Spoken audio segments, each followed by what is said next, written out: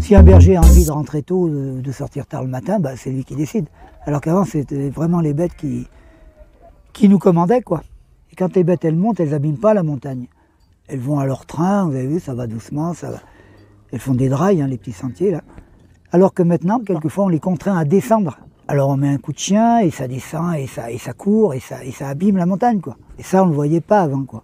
Alors on commence à s'en rendre compte maintenant. Parce que quand vous avez 1000 voire 2000 brebis, parfois ou plus, tous les jours, ça abîme la montagne, quoi.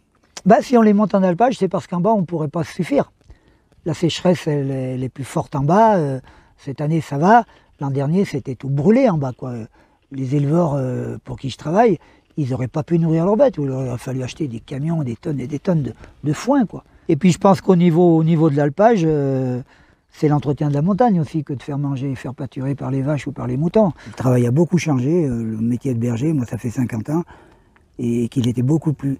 Il était plus simple par certains côtés, parce que maintenant, évidemment, on a l'héliportage, on a des bonnes cabanes, on a une douche, tout ça, bien sûr, c'est le progrès. Mais le loup, depuis qu'il est arrivé, là où il sévit, c'est vraiment un gros problème pour nous, quoi. Il y a les pertes économiques, et puis il y a le travail, le surcroît de travail que ça occasionne, quoi. Bon, en ce moment, nous, on a eu 2 attaques, donc une sévère la semaine dernière avec 6 victimes, une autre avant-hier avec 1 victime. On a un alpage pas loin d'ici, où 2 années de suite, une année il en manquait 140, l'année d'après, l'an dernier, il en manquait 200. Là, ça devient... c'est plus supportable, quoi. Je ne sais pas comment l'éleveur il peut supporter ça, tant psychologiquement qu'économiquement, quoi. Donc il faut arrêter de dire qu'on est subventionné. Oui, il y a des subventions pour les éleveurs, mais ça ne règle pas tous les problèmes, quoi. Vous avez élevé des bêtes, vous avez les bêtes qui sont proches de vous, parce que les moutons, vous en avez certains qui viennent manger dans votre main, quoi. Eh ben, ça vous touche, quoi. Qu'avant, elles auraient été se réfugier dans les vernes, où je les ai sorties tout à l'heure, et elles étaient bien dans les vernes, elles étaient à l'ombre. Alors que maintenant, on les oblige à chômer au parc, quoi, en plein soleil. Alors, c'est pas toujours qu'il y a de l'ombre sur certains alpages, mais là, en l'occurrence, elles ont les vernes, elles pouvaient en bénéficier.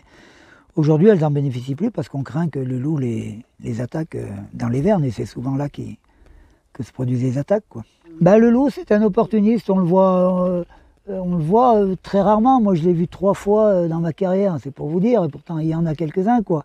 Autrefois, une bête qui était restée seule, eh bien, on savait qu'elle n'était pas perdue, la montagne ne l'absorbait pas, quoi. Elle était là le lendemain, quoi.